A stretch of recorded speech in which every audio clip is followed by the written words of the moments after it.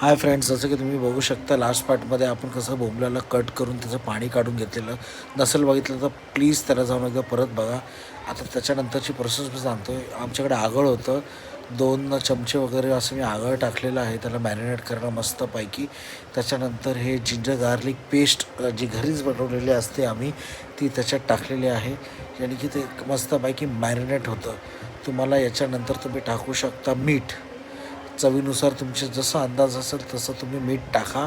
एकदम सुंदरपैकी त्याला एकदम इतकं असं त्याला मस्त मॅरिनेट करू द्या ना, की प्रत्येक याच्यात तुम्हाला त्याचं ती मॅरिनेशनची फ्लेवर आला पाहिजे.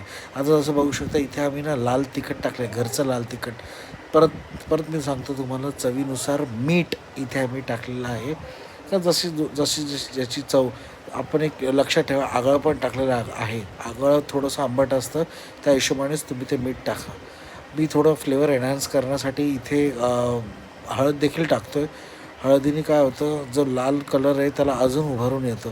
मस्तपैकी हाताने चोळून घ्या आणि मस्तपैकी त्याला मॅरिनेट होऊ द्या. कमीत कमी नाही म्हटलं तरी 20 ते 25 मिनटं, अर्धा तास जरी ठेवलं तरी पण उत्तम.